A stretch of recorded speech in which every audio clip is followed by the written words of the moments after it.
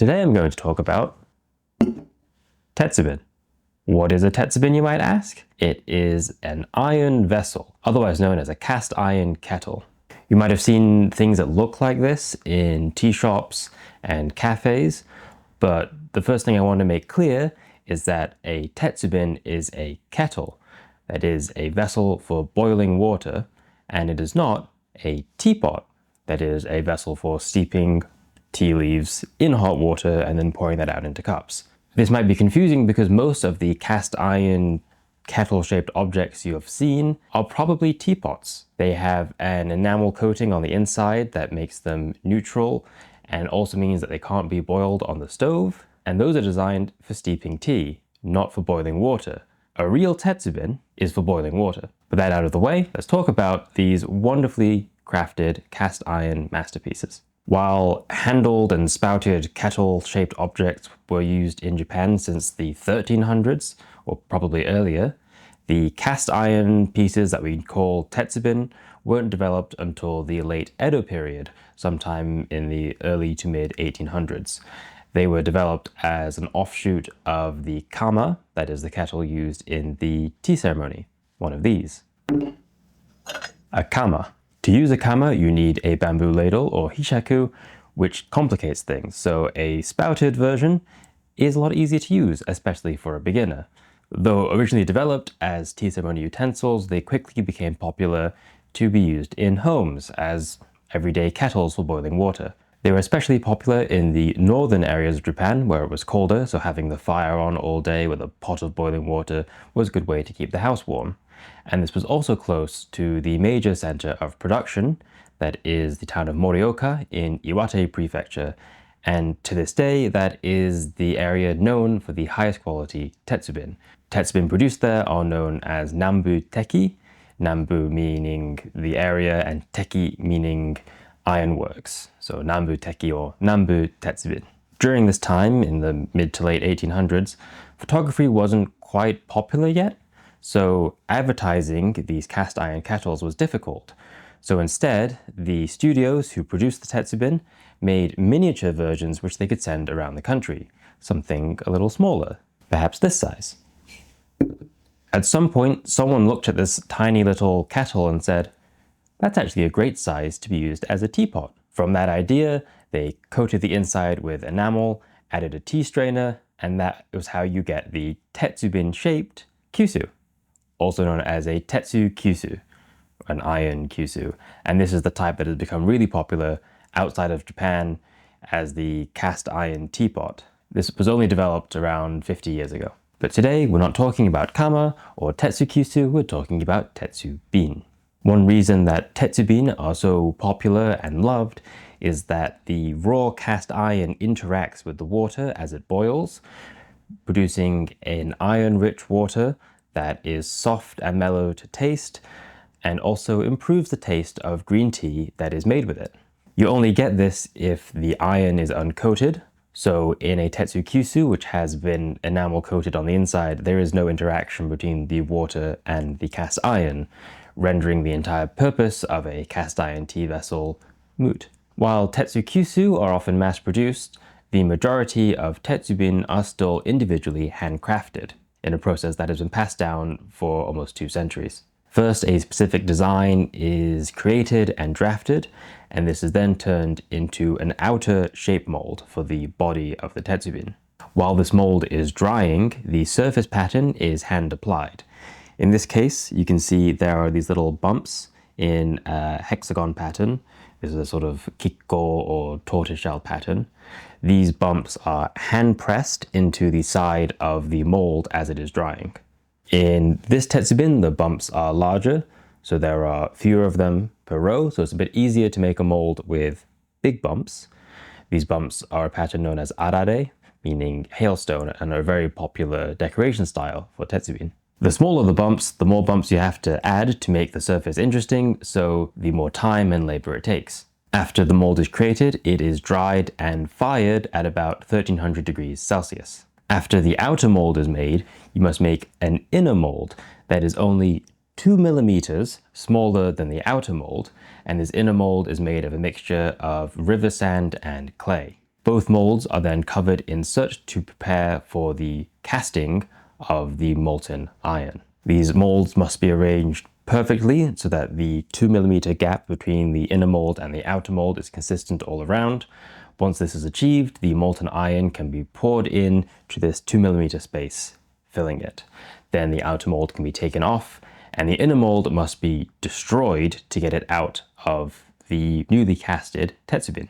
After the inner mold is removed, the tetsubin body is held over a charcoal fire that's burning at roughly 800 degrees Celsius for around 30 to 40 minutes. This helps form a rust-resistant iron oxide film on the surface of the iron body. After this, the piece is filed to remove any sharp burrs and is heated once again to around 300 degrees Celsius while painting it with a thin mixture of urushi or Japanese lacquer.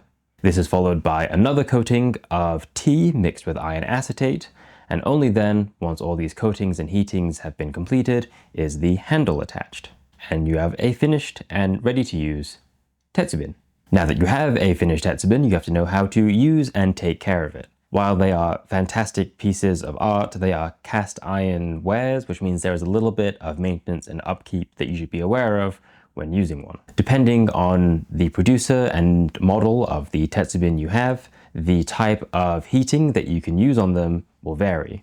Most tetsubin can handle a charcoal fire or a wood fire or a gas fire, because these are the most traditional types of fire and that's what tetsubin were designed to be used on. Certain ones can be used with electric coil stoves as well as induction stoves. Today I'm using a tetsubin by Kunzan Ko or Kunzan Workshop in Morioka, Iwate, and this tetsubin can be used with all of the above heating elements. Once you have your new tetsubin, you should rinse it out and boil it 2 or 3 times, pouring out the water, making sure that everything is nice and clean. No matter which heating technology you're using, you should keep the heat at a low to medium setting so as not to damage the tetsubin. After the 3rd or 4th boil, the kettle will be seasoned and ready to use. Let's start boiling some water. Today I'll be heating my tetsubin on this furo, but you can use your kitchen stove if you so choose. It's important to know that you should never heat a dry pot. It's the same as any cooking pot you might use.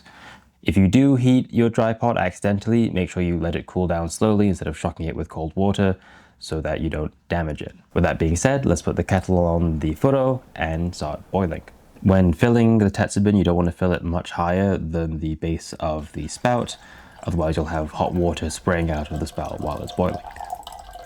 When you are placing the lid on your boiling tetsubin, you don't want to put it on all the way. This will cause the steam to sputter a lot out of the spout, especially if you've overfilled it. So you want to have it slightly ajar with the opening facing away from you.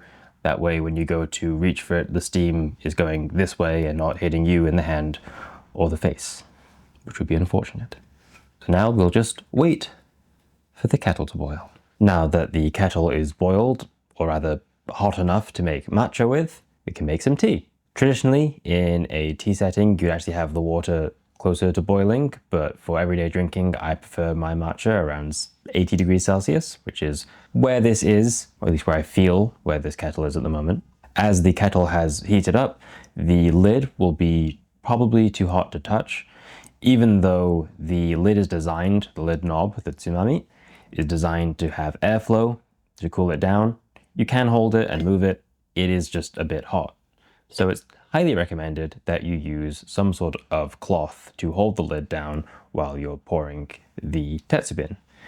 The handle might also get hot, but that's usually less of the case, especially if you're on induction, the handle won't really get hot. And also if you have the lid open so that the steam goes away from the handle. If you had the lid open all the way, then the steam hits the handle and that's going to be too hot to hold, so don't do that. The tetsubin is traditionally used with the bondemai or ryaku bondemai. That's the first temai or tea ceremony practice that a student of tea would learn, so that's what we can do today. I've pre-sifted some matcha into this natsume. Today I'll be drinking Eiryoku, produced by Rishoen in Uji, which is one of our everyday Usucha matchas. The first step of every temai is to purify the utensils using the fukusa.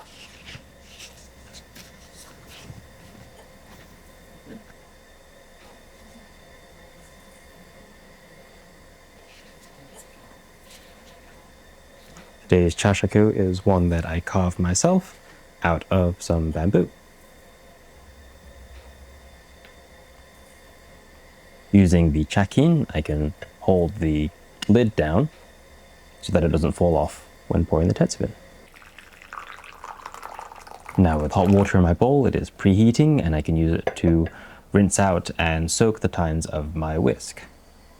Chasen toji. As you can hear the sound of the tetsubin boiling, this is called matsukaze or shofu in Japanese, meaning the wind in the pines, because it kind of sounds like wind blowing through a pine forest.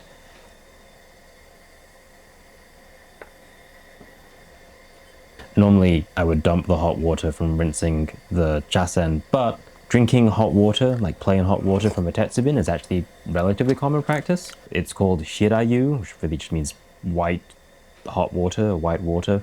You do this because tetsubin boiled water is tasty and the extra iron content is good for you. And I'm thirsty.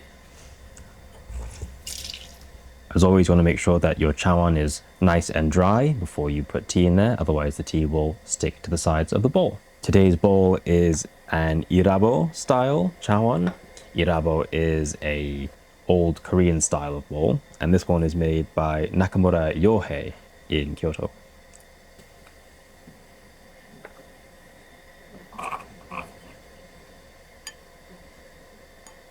Again, you want to make sure that you're using a cloth, in this case the chakin, to hold the lid down of the tetsubin so it doesn't fall off while you're pouring it.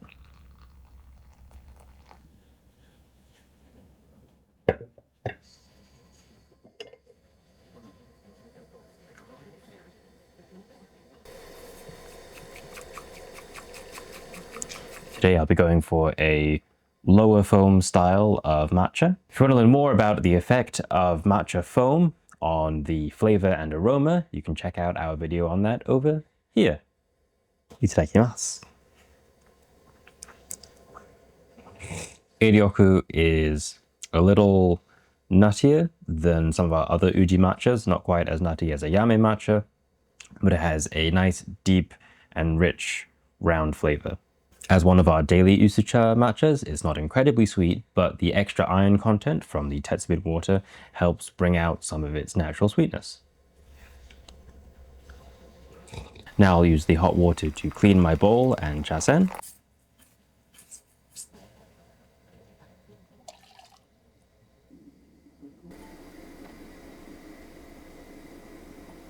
And I'll use my fukusa to clean my chashaku. When you're done using your tetsubin, you want to make sure you empty it out while it's still hot. This allows the residual heat of the cast iron to evaporate all of the water so that it doesn't rust. If you leave water in a cast iron piece and let it sit there for a while, that's how you get rust, and rust is the main enemy of cast iron. So I'll empty this out and turn off the flame.